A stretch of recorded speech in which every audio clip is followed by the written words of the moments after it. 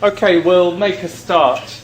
So today I'll be talking about evidence from other species, mainly the primates, and how that relates to kind of human social behaviour, to try and get at the question, how did we evolve all this stuff, all this kind of material culture, all this kind of complex cognitions around social behaviour? Where has it all come from?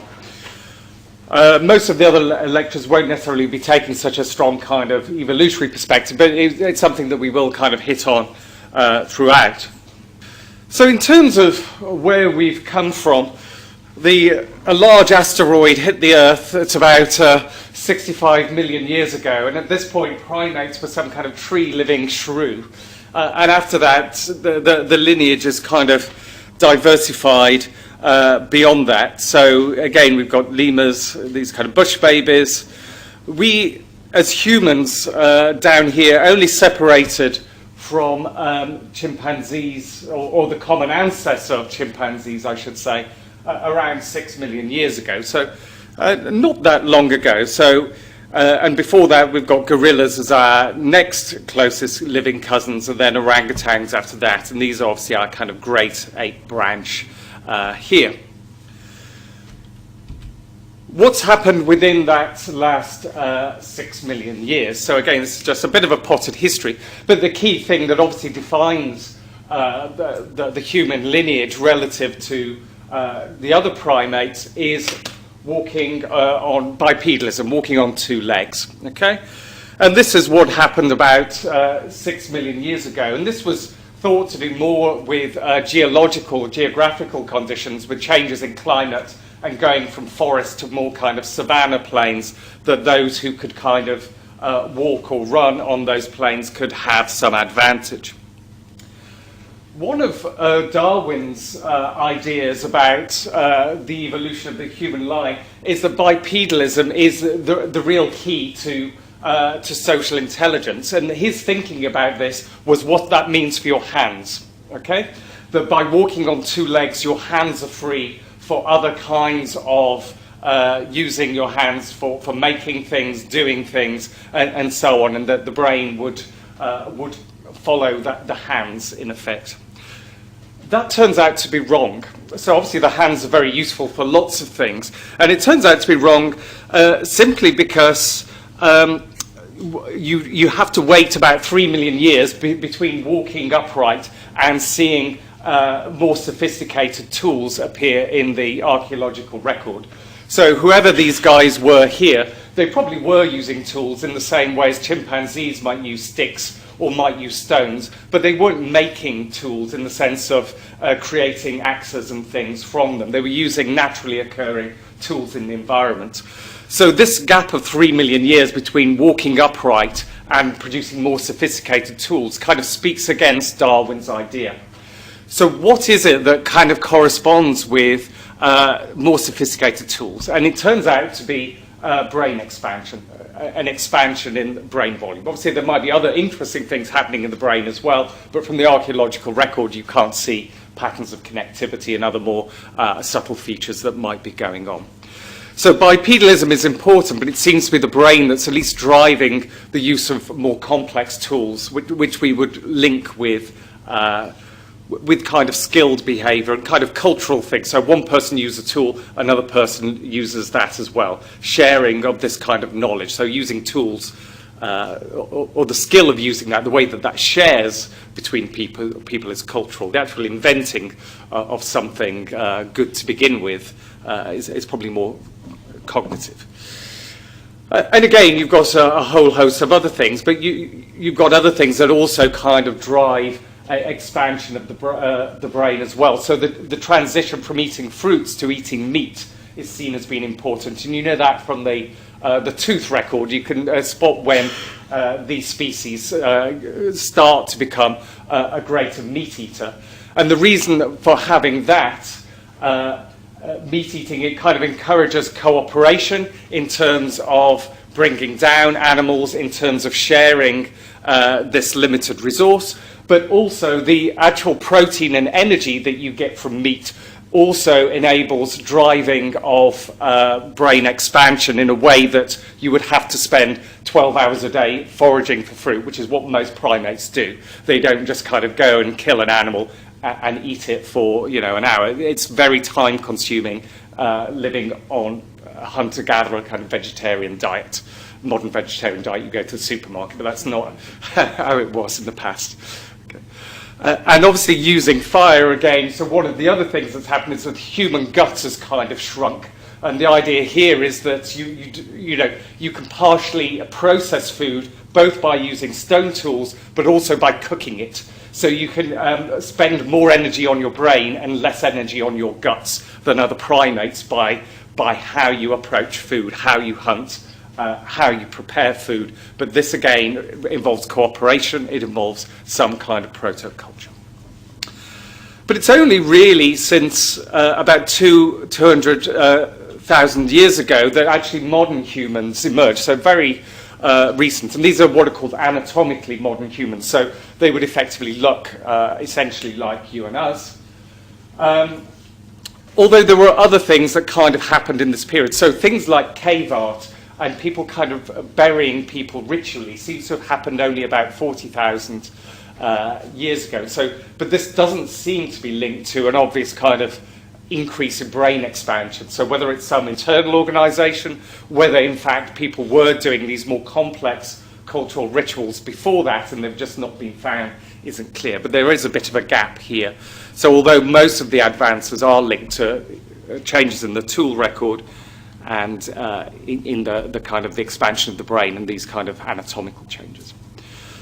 But really the main kind of revolution that's taken place is not necessarily biological. It is a major cultural revolution to do with farming. So this is the most interesting book about farming that you could probably read, called Guns, Germs and Steel.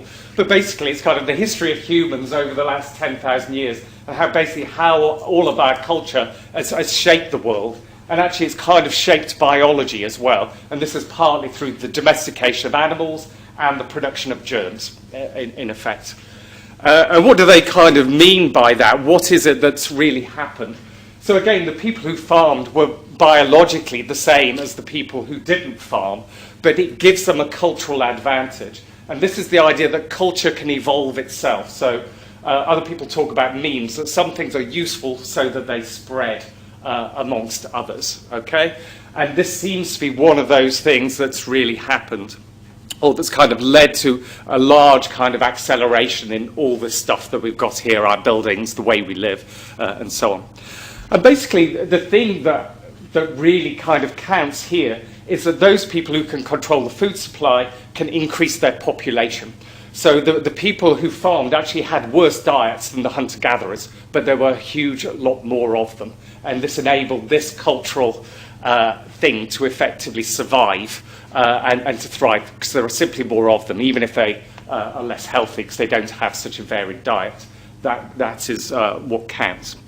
The other thing that kind of counts is that by controlling your food supply, you actually spend less time hunting and gathering and doing other things. You can effectively develop systems of skilled technology, so people who learn to make little bolts that do this, that might be their job, people who make horseshoes, bureaucrats and so on. You develop these kind of social structures simply because there is time and labour to do so. You've got enough people, you can feed large numbers, and you can develop these kinds of institutions.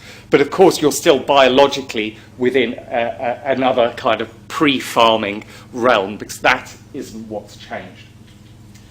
But biology does change, so we changed all the animals, so the cows and the pigs and the chickens and so on, and we've got germs. So again here, one of the things that Jared Diamond kind of asks in his book is when Columbus went over to the New World, why was it that the old world wiped out the New World and not the other way round? Why did all our germs go in their direction and very few came our way? So one of the things that killed most of the Native Americans and so on was actually the flu. Okay, it was as simple as that. So yes, there was a lot of war and a lot of other things. Most were extinct by the flu. The flu comes from pigs and chickens, which came from domesticating animals and breeding animals within large cities, such as the flu can spread around within populations of hundreds and thousands. Now, there were large cities in North America, but it was very different from the mosaic of cities that you would find in Europe. So again, this is culture changing biology and biology changing culture. Okay, that you're effectively getting rid of other cultures that cannot survive with this kind of germ warfare from the domestication of animals. Okay. So you end up with this kind of ratcheting of things that's happened. So you've kind of really got to think about this, not just in terms of what we've got now, but in terms of what culture would have been like to these people here who are effectively biologically identical to us, but haven't been through this kind of ratcheting of building up populations within cities and so on, which is relatively modern, and just know that. So what is it that makes us different? Again, our culture seems to be more complex than other animals, and our social interactions seem to be as well. But again, modern human culture is too recent to have evolved, so it must depend on other more basic mechanisms. So the kinds of things that give rise to all our kind of complex cities travelling around the world and so on must be rooted in some much more basic mechanisms, such as social learning, so imitation, understanding the goals of other people, and also what I've broadly called social intelligence, which obviously is something we'll unpack. So this would be things like deception, empathy, mind reading, so understanding what it is that you're thinking at this point in time. That's what I mean by mind reading. And of course, we can find these skills in other species. So although we can't find, maybe the dolphins really do all go to school and have amazing kind of cultural life under the sea, the chances are they don't, but they may still have some of these cognitive mechanisms here that we have. So we can't kind of judge other species by what we've kind of built over the last 10,000 years, is what I'm saying.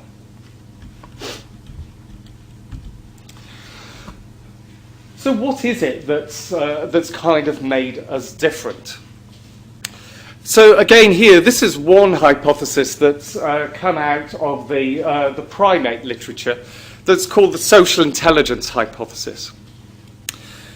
And what this basically says is that the main evolutionary pressure for human intellectual development is not the ability to be smarter per se, but rather the ability to understand and predict complex social interactions.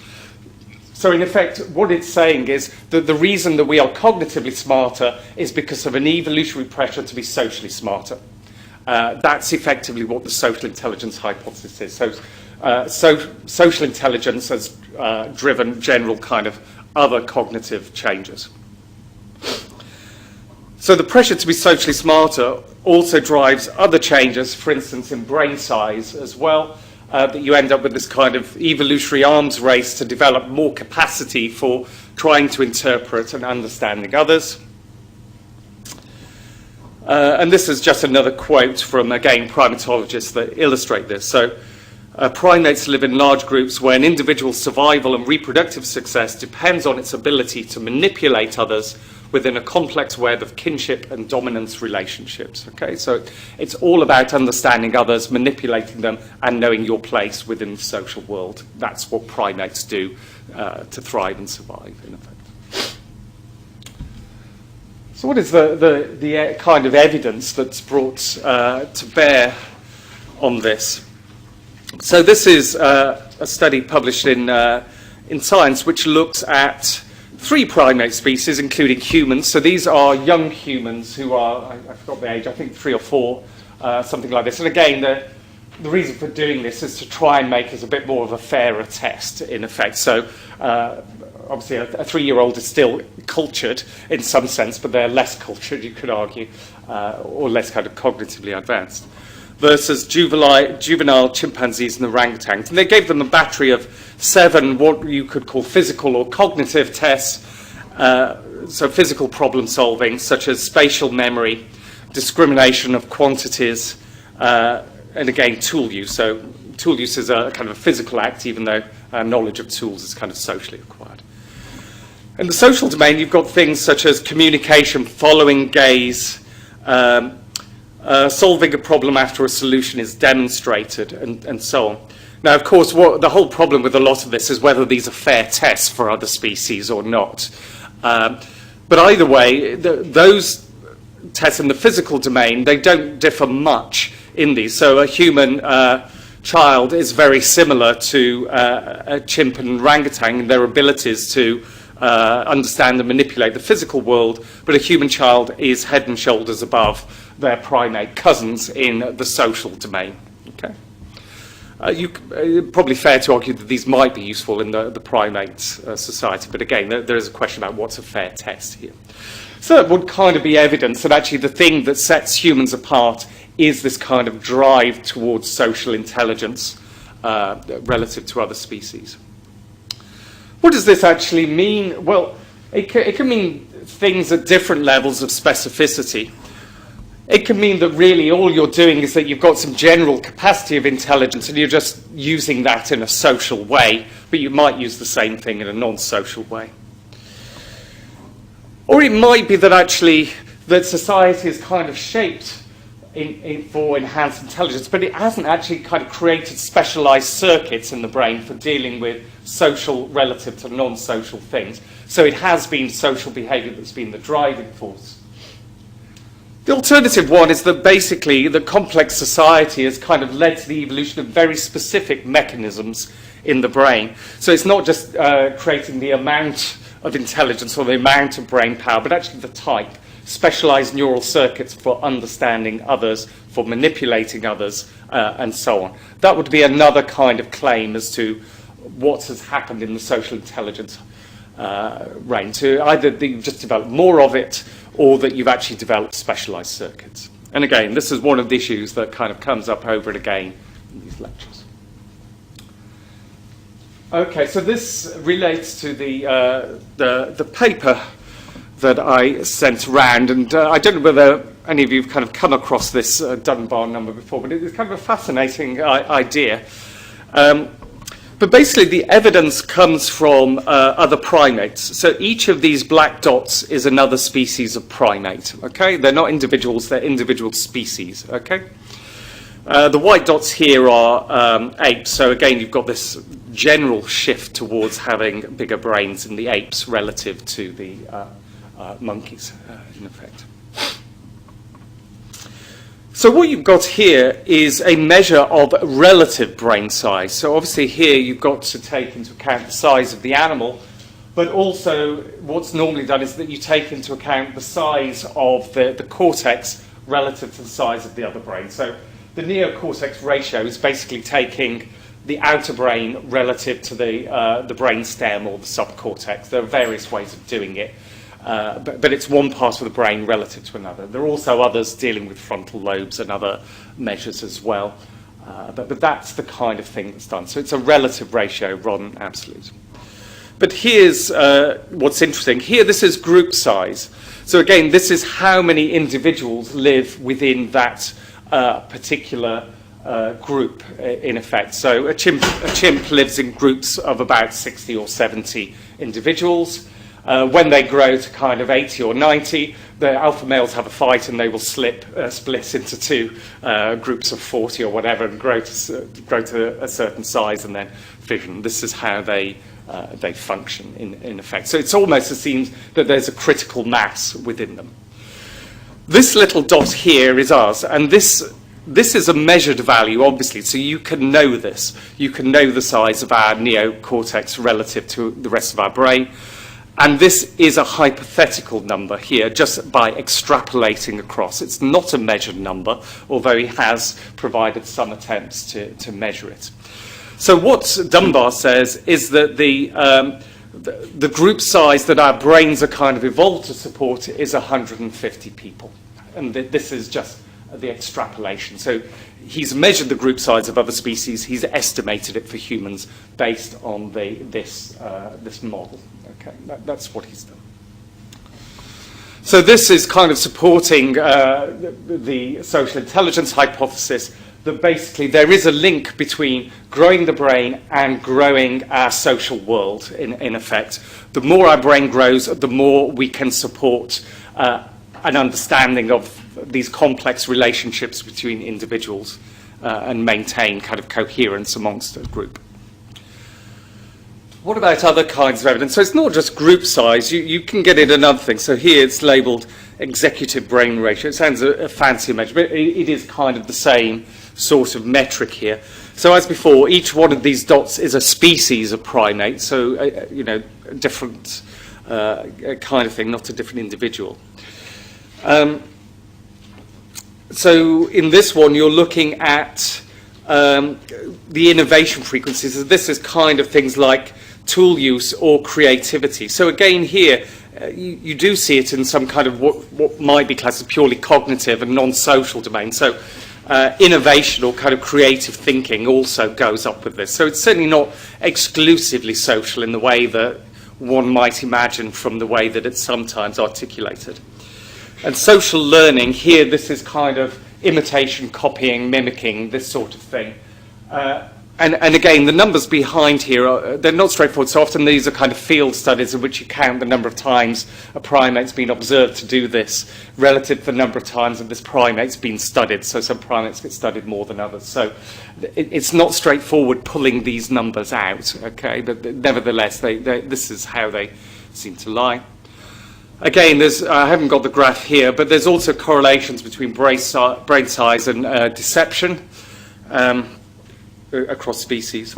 And also, this is another important one. It's not just about brain size, it's about the length of immaturity. So one of the other things that, if you were to plot a graph, is that humans reach a very long time before they can look after themselves relative to other primates. And there are various reasons for this. One is kind of giving birth to large heads. You want to give birth to an immature brain simply because you can't push it out otherwise. But actually also that this is kind of beneficial for kind of social learning. If you've got somebody who needs to be in the family or in a social environment for 12, 13 years before they can look after themselves, it gives them more opportunity to learn. Whereas if they're mature within a year, then the opportunities for kind of enculturation are reduced. So it's not just the size of the brain, it's the amount of kind of learning and the amount of times that you're immature, in effect, kind of creates opportunities for culture, in effect, and for this to come in. So this is something that differs across species, and again, the humans are at the upper end of this. So this is interesting with regards to Facebook and so on. So Ryota Kanai, who used to be at Sussex until last year, was an author on this study. Is this one? Okay, no, this isn't the Facebook study, but anyway, it's been done with Facebook. This is kind of writing down the initials, non-professional contacts in the last week or month. Who is it that you've actually conversed with and had a conversation with? And you can correlate that within species. So all these correlations are between species, okay? So this is quite different. Just within human brains, you can show that there are differences in various regions. And again, you get parts of the brain that seem to be more critically involved in social cognition or emotional processing. So the amygdala, which is involved in emotion processing, is bigger in people who have more Facebook friends. And here, this region here in the middle frontal lobes here is involved in social network size, and here in about thinking about others' intentions. So you've just got an overlap between two different things here.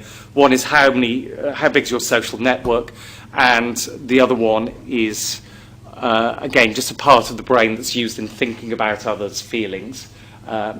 So that part grows bigger the more friends you've got. Well, it's unclear what the direction of causation is here. It's one of the things that you could look at if you take somebody from a very kind of rural environment, which does have 150 people in a village, take them to a city. How does their brain grow? Or do they still have a small world mentality when they go into that culture, if their brain's kind of that particular size? And again, but we do see similar things in non-primates.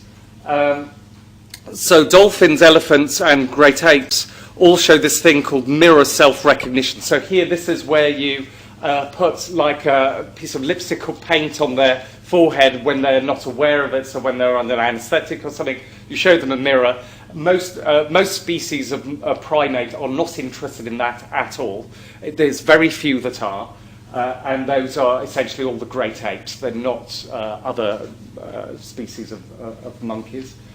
Elephants are, so it's been done with elephant-sized mirrors in the zoo, but again, not many species do. It's quite a rare thing to be able to recognise yourself in the mirror, and again, it seems to be those who are at the top of their tree in terms of relative brain size. I read on a study somewhere that ants have been shown to do it. Oh, really? It's interesting. They put a dot on them, and when they saw themselves, when it was visible, they started to clean it off. Yeah. It wasn't visible then. Ah. Yeah, no, insects are kind of a bit of an anomaly, because these are a species that does live in very large social groups, but clearly don't have these sorts of, certainly don't have the same kind of brain mechanisms or circuits. The kind of things that people have said there is that they're not really thinking about each other. It's more an instinctive kind of, there's no flexibility in it in the way that we have flexibility in our kind of social relations with each other. They treat each other the same according to, very predefined rules. But insects are very interesting, partly because they buck the trend. Dogs are also, this is a complete different route. So it turns out that dogs do better than chimps in quite a few domains. And again, this isn't because we share a common ancestor. It's just that they've been trained through, co-evolution to respond to human social signals. So, for instance, chimps are don't naturally understand pointing. Chimps, which have been encultured, so living in zoos and so on, seem to get it more than others. But dogs get it from pretty much from birth. They understand pointing without any kind of acculturation. And they've done studies with wolves and dogs and so on, in which the dogs have minimal human contact. The wolves have the same amount of human contact. Dogs understand human social signals, wolves do not, okay? Even when they're matched for the same amount of contact. So they had it. What about birds? So birds, like insects, are interesting in that they can apparently live sometimes, in thousands and thousands of groups, at least when they're flocking or coming together. So in this study, it seems that there's, in this review by Emery, there wasn't a relationship between group size and brain size, but they discussed lots and lots of problems in how you measure the group size of birds, in the same way as it's impossible to measure the group size of humans, because it looks like we live in cities of millions, but actually we only are intimate with a small number of those people within the network. And you've got the same problem when it comes to birds. What does matter with birds is how they mate, how they kind of relate to each other over time.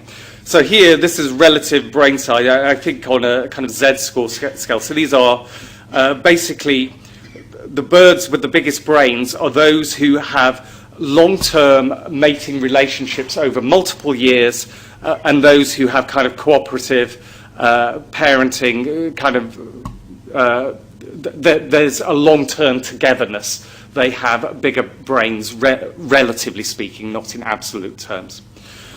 Whereas those that kind of serial monogamy, so they come together to mate in 1 year and then they have a different partner another year, and so on, they're kind of average, as are those that kind of mate multiple times within the same year, they don't care with who.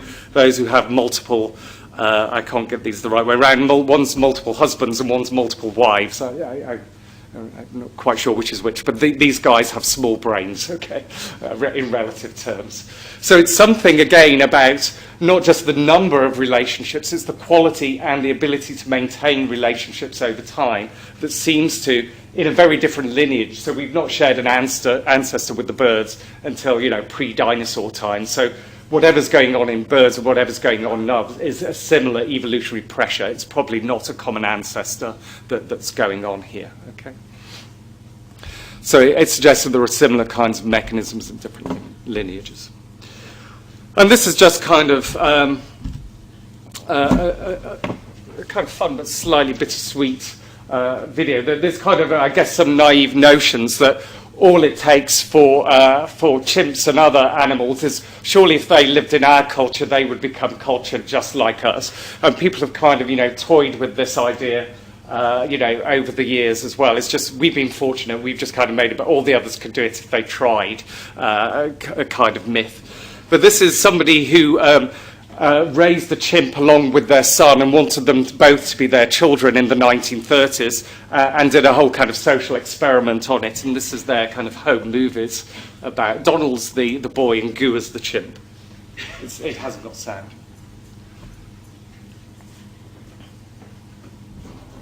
there is...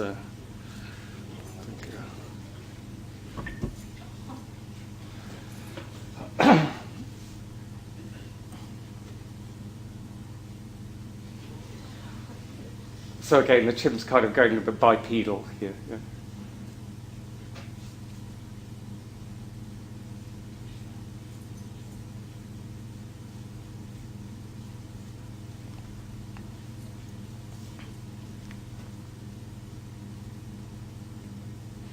That's it? No, here we go.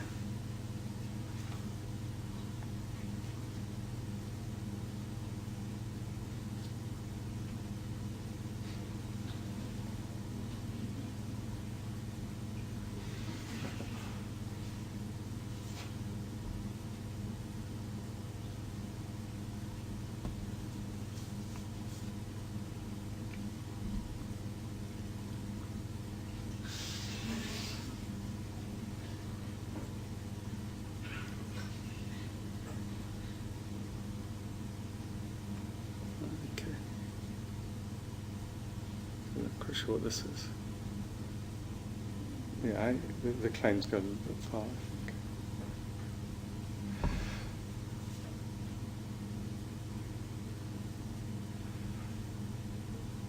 So obviously, although this is very sweet, the sad thing is that it's not a successful story in the end. It's chimps ultimately become very violent and aggressive in adolescence. You cannot keep them in house. They don't. Obviously, it's not the kind of culture that they're accustomed to anyway. There's a bit of naivety about it. But some of the interesting things about this is, obviously, their expectation is that the ape would become accustomed to human culture. But in fact, it's the boy, Donald, who became very ape-like in some of this. So he produced lots of vocalizations and ape-like behavior that isn't kind of emphasized in this. And that's one of the reasons why this kind of social experiment was stopped, is because it was Donald who was mimicking the chimp a lot more than the chimp who was mimicking Donald, despite what some of these home movies are trying to tell you. That's kind of the outcome of this, is that really it's not the chimp who's who's picking up on social learning and so on. It's the human who's very good at social learning and really cares about the chimp in the way that the chimp would just become ultimately very violent within a family, because that's what they do if you try and raise them in human families. Okay, so we'll have a break for 10 minutes and start up again at 5 past.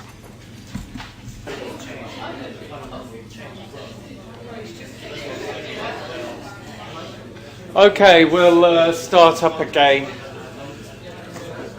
So having spoken about culture for the first hour, I'll now attempt to kind of give you my definition and try and unpack this concept in a little bit more, well, I guess in terms of the mechanisms behind culture, okay?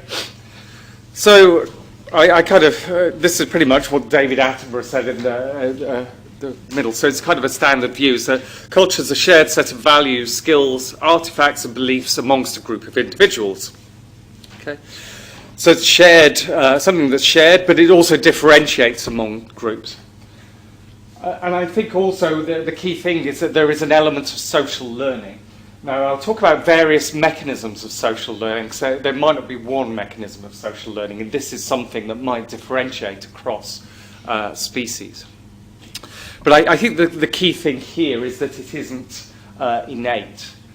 So, for instance, humans building houses would be seen as being cultural, whereas birds building nests would not be cultural, because a bird will build a nest without any form of social learning. Okay?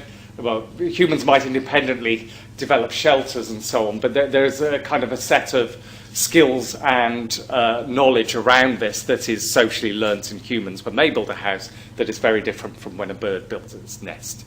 But there are other examples that aren't so clear, like birds singing, for instance, whether some of that seems to be socially learnt.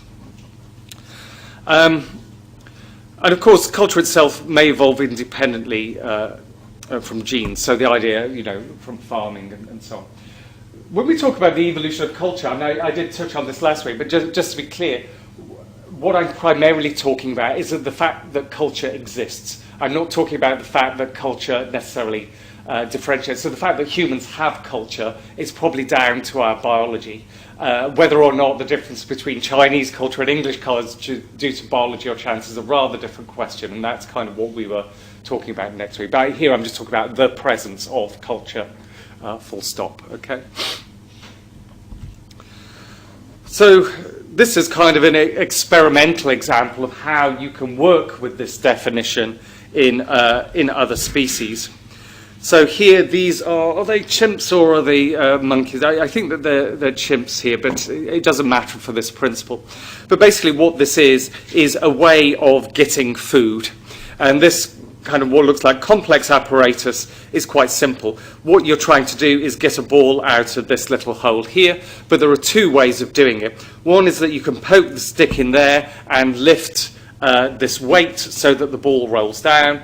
And there's another way of doing it, so that you use the stick to lift this hand lever here, manipulate it so that the ball rolls down. Okay. What you can do is that you can teach this skill to one member of a troop, and then you introduce the apparatus and the chimp back into its troop, and you will find that all other members will start to copy that way of doing it. You can then introduce other people who know the other way and find out that it doesn't start to spread. People like to conform to the way that they've been taught. So again, this is social learning. It's not innate. There are multiple ways of doing it. And this is what's technically often known as a tradition. So what do we mean by this? Or how can we think of culture in other animals? So this comes from Andrew Whiten, who's at St Andrews. And basically, he's talking about different kinds of, different types of culture here, or things that look like culture. So at the bottom, what you would have here is what a very kind of transient social learning. So the kind of examples he would give here are things like insects signaling where certain food sources are, for instance. So here it's socially learned behaviour about where to go, but actually it's not a whole new way of doing things. So bees, for instance, do a waggle dance, but you don't find some culture of bees who invent their own cha-cha dance or something for doing this. That would be a different kind of mechanism, okay? So it's social transfer of information, but it's done in this very limited kind of rule-based way of doing it. A tradition would be more along the lines of the example that I've just described, both in terms of having multiple ways of which achieving the same thing. So if some bees did a waggle dance and some bees signal with a cha-cha, and these just depend on which hive you were born in, that would be a tradition. So bees don't have traditions, even though they seem to have this kind of simple way of spreading social information. Within this kind of model, all a culture is multiple traditions that can be inherited together or otherwise. So a classic example here would be something like religion, where you've got multiple things that hang together. How you behave to others, what you wear, what you eat, all these kind of things. Each one of these is a tradition. They kind of vary between them, but they can kind of collectively, they make a culture in this model. So, for instance, the monkey's potato washing, or different, whether you wash potatoes or not, would kind of be a tradition. If you've got multiple traditions, then all of a sudden you've got culture. That's the kind of thing that they're claiming here. And the reason why it's a pyramid, just to be clear, is the number of species that fall on each one diminishes as you go up, with the suggestion that there might be one species at the top and no prizes for guessing who that is, so humans. And according to this kind of model, the idea is what's at the top is this thing of cumulative culture. So gradual modifications over time to make things better, for instance. So, for instance, chimpanzees use sticks for poking, but why don't they start to make the sticks more complex or join different sticks together? What is it that kind of stops them doing that? And that would be the kind of cumulative culture. Of course, humans in the past didn't do this as well. So for like 2 million years, humans made a particular kind of axe, and they just didn't vary it. Then all of a sudden, they grew bigger brains, and they started to vary how they made axes. So it sounds trivial. Why don't other species, accumulate changes over generations? And it's not a trivial answer as to why not. But also, we didn't do it in the evolutionary past either. It's something that's relatively recent in our evolution. So again, the bottom of the pyramid is found in many, many species: mammals, birds, fish, and even some invertebrates. You do get traditions in birds as well. So some birds, for instance, singing is innate.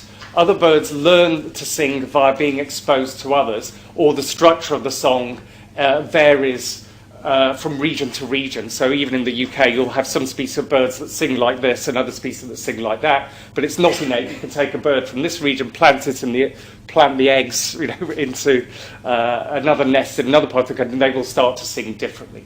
So that would be a social learning, and it would be a tradition here. Okay. Can you have multiple traditions in birds? There's some evidence for this. So crows are big-brained birds, okay, and they seem to be very clever in terms of deception, in terms of kind of mating rules, but also in this species, in particular kinds of tool use. And the tools that they have are made from leaves, and they can either use the stem of the leaf for kind of like a stick, and then I think the other, they kind of bite into it and use the leaf. I'm not quite sure what they use it for, but it looks a bit like a brush or something. They don't use it for brushing. But you've got these different kinds of tools that they make from a particular leaves in their environment, and it seems to depend which part of the island you're on as to which ones you do. And there seems to be several different kinds of tools that are around, and also different ways of singing or whatever. That seems to be kind of multiple traditions that are existing in at least one species of bird. Okay. And obviously, you have things that resemble kind of cultures in other species. So here, these are capuchins. So these are kind of, they're primates, but they're not closely related to us. They're not great apes and so on.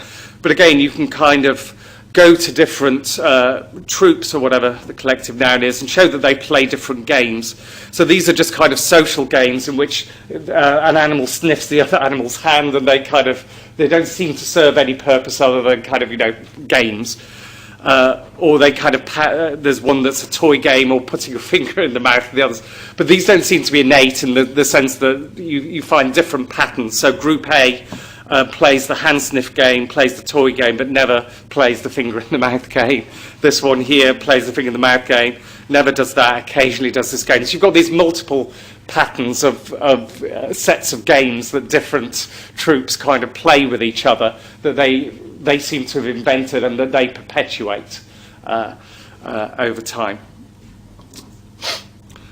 What about cumulative culture? So again, there are studies that look at human children versus kind of juvenile chimps, in which you can kind of modify things to make them better over time. And again, human children seem to get this in a way that chimps and others don't. Or the kinds of things that you would... what are the kinds of experiments that you've done is where you kind of teach each other things, or you modify it over time. So you can have things like build an aeroplane that flies the fastest. So you build one, then you teach it to someone else, they modify it. And then over successive generations, you've effectively got a paper aeroplane that can go twice as far. And this is something that you can kind of do with humans. And they've tried to kind of do things equivalent in other species in which there's no verbal communication, and you don't get it. You don't get this kind of cumulative changing of things over time. So why is that? What is it that's going on?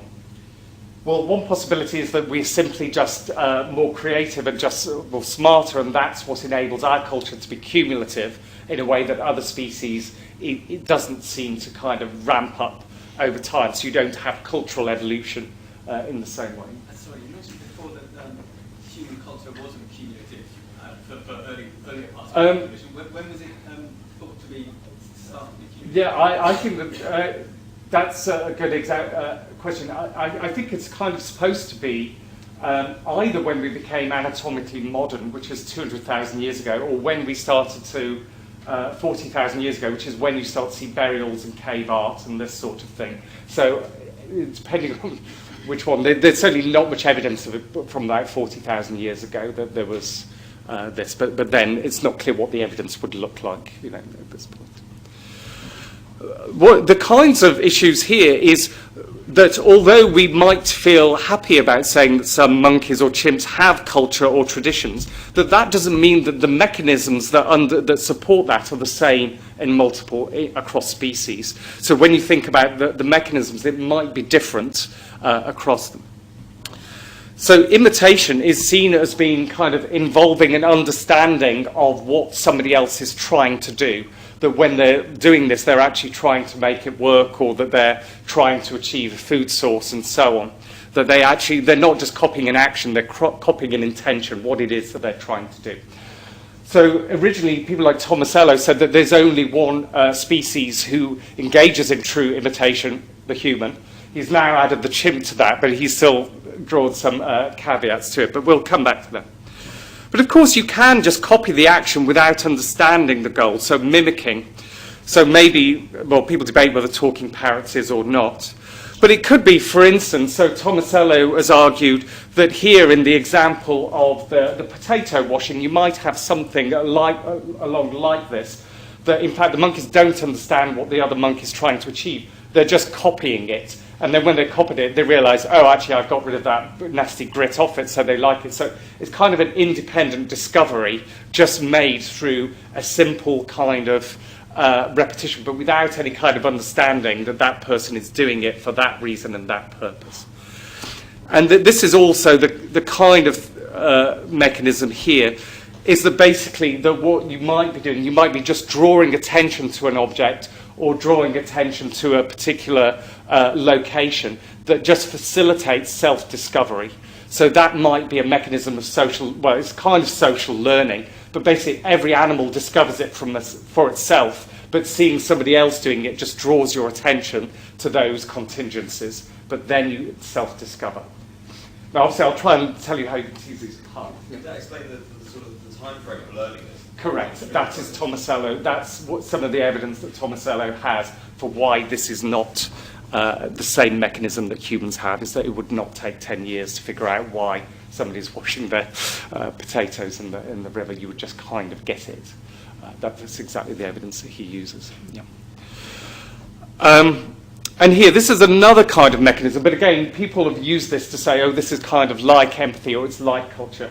And this is kind of contagion, so contagious yawning, for instance, or laughing. So these are motor responses that are innate. So your yawning reflex is something that is an innate response. But again, you can, yes, exactly, you can socially learn it just by thinking about it all. So we've got one yawner here. Okay. So how do you tell them apart? Well, this is a great study that was published in Nature on infants aged 18. It's kind of complicated for what it is, but basically what it is that you see somebody bash their head on a light. That is what you see, okay? And the question is, do the infants copy it, or how do they respond to seeing an adult just press this kind of thing? So they put their head on it and the light comes on, okay? But there are two conditions. In one condition, the person has the shawl wrapped around them so that their arms aren't really readily free. And in the other condition, their arms are free here, okay? When the infant sees this particular condition with the arms covered, what the infant does is that it presses the light with its hand, okay? And the implication for that is that basically what the infant has inferred from this is that the human's intention is to switch the light on. And should their hands be free, they would have used it. But because their hands aren't free and theirs are, they go like this. So here, this is seen as being imitation rather than copying, okay? Because they're the claim is that they're inferring that the person's goal is to switch the light on rather than their goal is to move their head, okay, in some simple way. And this is the important condition. So here, the person is performing the same action with their hands free. In this case, the infant does that, okay? So in this case, the infant used their hand. In this case, they use their head. So in this case, they're kind of thinking, well, that person could have used their hands, but they've chosen to use their heads, and that must be the rule of the game. Now, obviously, I'm kind of inferring what an infant's thinking, but that is the basic logic. Either way, whatever the infant's doing, it is not a simple copying of an action. They are going beyond what it is that they're seeing, okay? So this suggests that, at least in humans, they're capable of this kind of high-level mechanism of social learning that goes beyond a mere kind of copying or repetition of it. What about in non-human primates? So it remains kind of controversial whether non-human primates engage in this kind of mechanism. So again, whether potato washing or using sticks to get food, is this really imitation, or is it just self-discovery based on drawing your attention to certain contingencies in the environment? So again, Tomasello initially argued that basically the evidence that other primates engage in imitation is scant, but Tomasello's argued that chimps can, okay? So he used to say it was 1, now he said it's 2. There's actually not so much evidence that other species of primates can do that. And again, it comes from these kinds of studies in which you kind of copy the intention or the supposed intention rather than the action. So they've done equivalent studies in chimps where there's a mismatch between what the intention is and what the action is, in effect. So he's effectively argued that chimps are capable of some kind of true imitation. But again, in general, chimps don't imitate. So there is a verb to ape, which kind of implies to imitate. But actually, apes don't ape as well as humans, is the bottom line. Okay. So in fact, this is just training chimps to just play a do-as-I-do game. So the game's something like this. I do that, the chimp does that. I do this, you do this. I do that, the chimp does that. Okay? Humans pick this game up without any verbal instruction very easily. They just seem to get it. Chimps get it, but after thousands and thousands of trials in which you reward them with peanuts or food in order for copying the action. They do not do it spontaneously. They need training. They need reward. Okay? So chimps can produce this kind of behavior, but they don't get it in the same way. They don't seem to quite get it. Of course, these are meaningless as well, but they can do things similar to this. So here, this is the equivalent study to this in chimps. It's not exactly like that, but it's the same principle. But also, there are some kinds of complex chains in which you have to do 3 operations in order to get a reward, but one of the operations is clearly useless. And humans miss out the useless stage often in order to get the reward, and chimps can do that sort of thing as well. They can see, oh, that was not a useful stage in the process.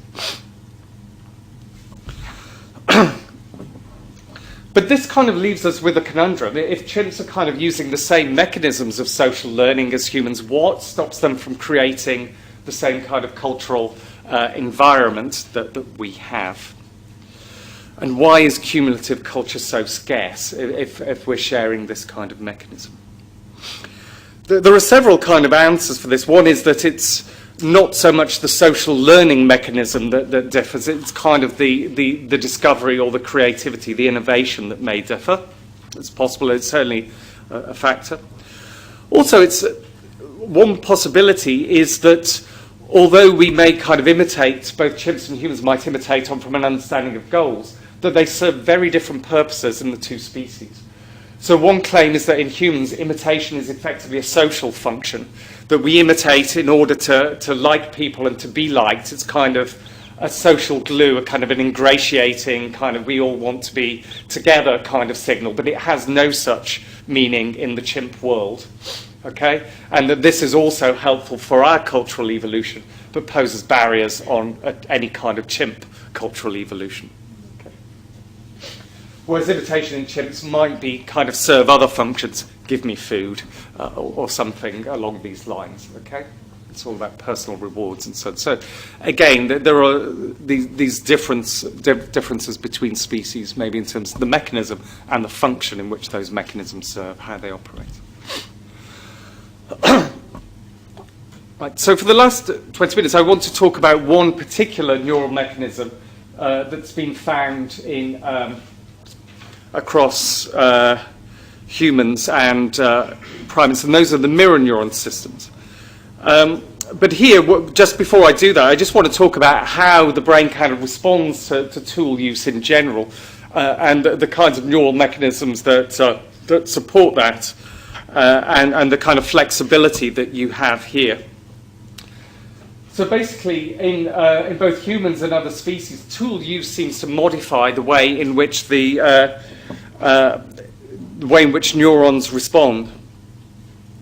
So here's an example of a neuron that responds to using a tool in a macaque, although the macaque has to be trained for thousands and thousands of trials in order to get this. It doesn't do so spontaneously.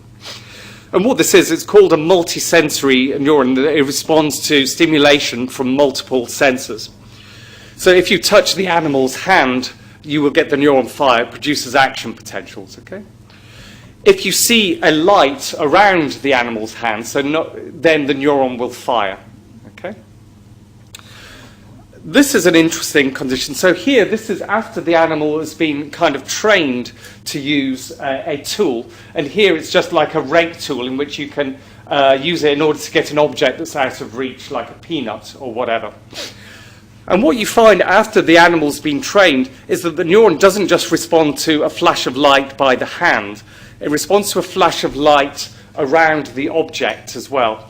So it's almost as if you're kind of learning through tool use, having a kind of an extended body map, if you will. It's almost as if the tool is an extension of your body, or your body is extended into the tool, either of those kind of possibilities here.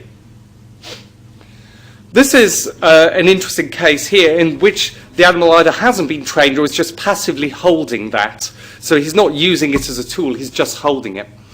And the reason why these are interesting is that these are physically the same conditions, but here the animal has been trained, it kind of understands the purpose of this tool, it's been using it over time to do that. And here you only get it there. So it's not just about holding an object, it's about understanding the functionality of that object, changes the way that neurons respond to things. Okay. So tool use modifies neural representations. And although it takes a long time to train animals, there is an element of kind of smartness after it. So you've got a short rake and a long rake here, and immediately, so although it takes thousands of trials to train it, after it's been trained, an animal will immediately kind of be able to do this kind of chaining response. So here it uses the small rake in order to get the long rake in order to get the object, the reward. Okay, and this is something that it can do without training once the initial thing has been put in place. So these kinds of neurons for tool use are there, but there are also neurons that seem to be important or potentially important for imitation. And these are the mirror neurons that I briefly mentioned in last week's lecture. So here we've got the number of action potentials over time, and here you've got the animal performing an action, in this case picking up a peanut, and here you've got the animal seeing somebody else performing the same action. So a mirror neuron kind of disregards the distinction between self and other. And the claim is that this might support imitation. This might be a kind of an evolutionary adaptation for basic cultural learning, particularly with regards to objects and tools and other kinds of skills, in effect. So this is Rizzolatti, the discoverer of mirror neurons, describing.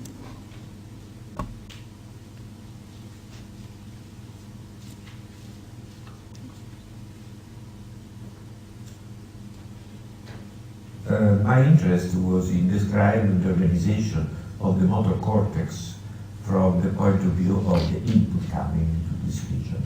So we studied how the monkey in the motor system react when we present object. And our first discovery was that in the motor system there are many neurons which fire when the monkey observes an object.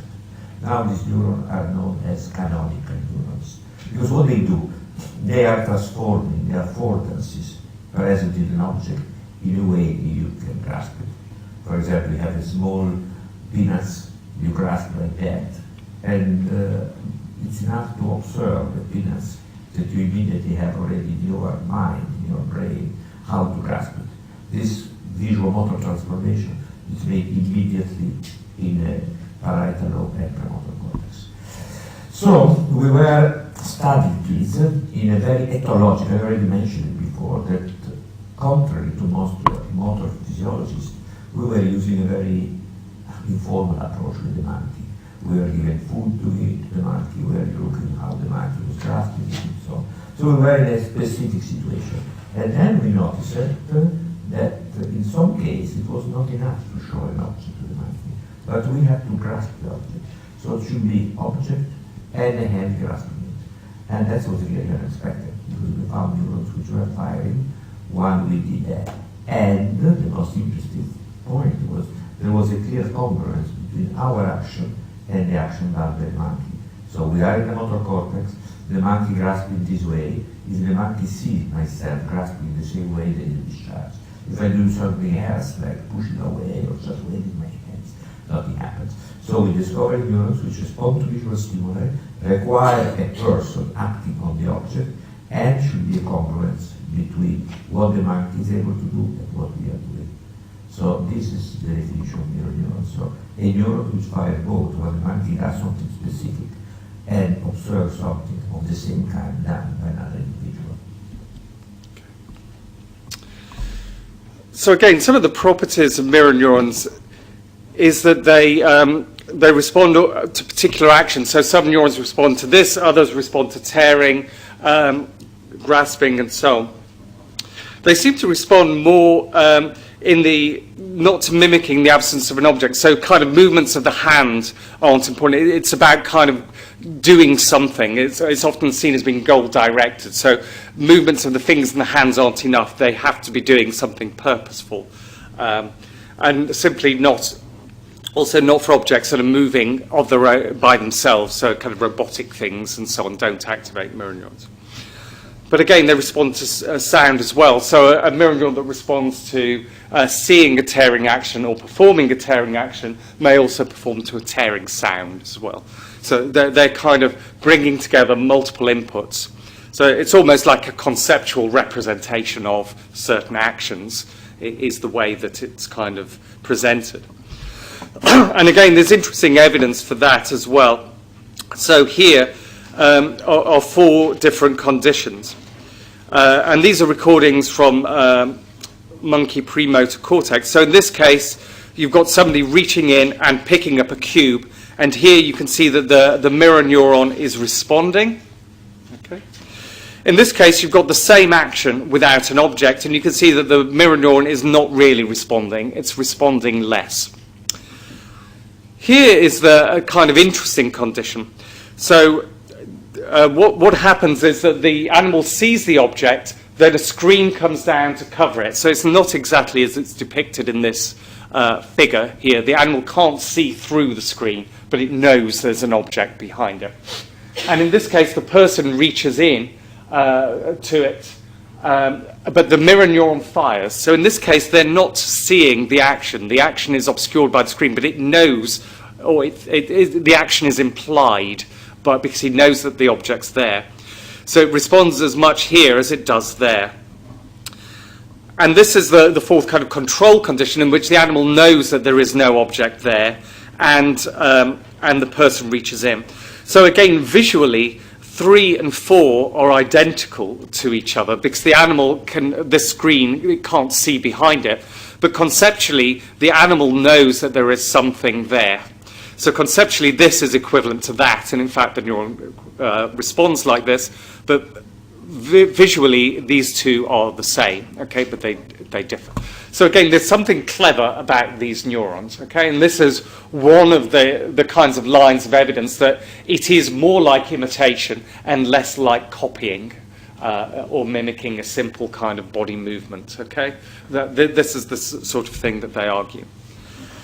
And again here, this is kind of tool use where you've got pliers. So in these pliers, you kind of squeeze it in order to pick up a peanut. In these ones here, you have to release them in order to pick it up. So you've got opposing hand actions. But the mirror neuron fires the same, irrespective. So here you've got the same kind of goal. It's picking up a peanut. But the actual physical movement of the hand, one is kind of a contraction, the others are releasing in order to grasp using this tool. Okay? So the mirror neuron disregards the actual action and responds to the actual kind of, well, the kind of conceptual action, but not the actual motor elements of the action. And in humans, you've kind of got a set of region, both. So this is kind of the motor, premotor cortex here, Broca's area, which has triggered a lot of debate because this is classically involved in language.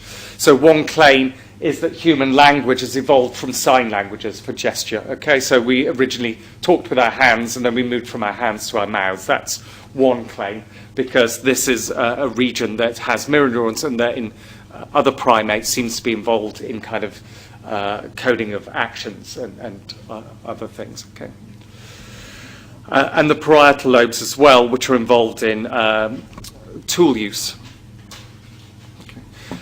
One of the interesting things, so this evidence kind of comes from fMRI. People have looked for single-cell recordings in humans, but nobody's ever done them in Broca's area because the patients weren't having surgery in that area. So it's like an obvious mismatch, but actually you don't just open someone's skull in this day and age to do this kind of experiment. So, but they have found them actually quite distributed throughout the human brain. But not in the part of the brain that they were expecting to find them because they haven't looked there. Okay. So mirror neurons seem to be a kind of a simple mechanism for kind of possible kind of sophisticated level imitation. And this is kind of the claim made by a lot of the researchers who are big in mirror neurons. But the problem here is that pretty much all the primate species who've been tested in the laboratories, so macaques, chimpanzees, humans, all possess mirror neurons, but actually imitation is not equally prevalent in all of these species. It seems to differ from them. So if mirror neurons are the answer to imitation, why is it so kind of abundant in humans? It's there in chimps in some situations, and actually sophisticated imitation is pretty much absent in monkeys without very extensive training. Okay, what is it that's going on? So again here, so in these kind of tool use experiments it takes 10 to 14 days of training in the lab using a particular regime in order to get the animal to interact in order to pick up peanuts with this.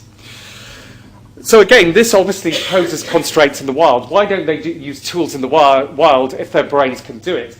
Well, it seems to be that their brains can only do it under particular kinds of situations. And they can't train each other in the wild because nobody's actually figured out the training regime. There aren't humans there to kind of work with them to do it. So although these kinds of species, they engage in simple kinds of acts like pulling down branches in order to get fruit, they don't seem to use tools in the same way as they do in the lab. So although there's some evidence of kind of simple imitation from birth, this is things like tongue protrusion or contagious yawning or so on, which aren't kind of arbitrary, kind of culturally learnt rules. These are innate behaviours that seem to be socially learned. So to say that this is evidence for kind of imitation is a little bit misleading because the mechanism might be rather different. It's not the kind of same flexibility that you would kind of want for in kind of a definition of culture. So basically there's more to imitation and tool use than mirror neurons. So mirror neurons might be important, but it doesn't seem to be the answer in and of itself. And actually where you do get some of the answers coming from is by looking at the monkeys who've engaged in this kind of training here. And you could ask, what has happened to their brains in the 10 to 14 days in which they were trained? And what's happened to these monkeys is that they seem to have grown new kinds of connections in their brain that weren't there before. And this is done by altering gene expression that codes for synaptic plasticity and so on. And in effect, what they're doing is they're developing new connections in their brain as a result of this training. But the connections seem to be between regions that are involved in tool use and regions that are involved more in social cognition. So the intraparietal sulcus is one of those parietal regions containing mirror neurons. And this temporal parietal junction is one of these regions that we will encounter over and over again that seems to be involved in understanding others and kind of more social, high-level social cognition.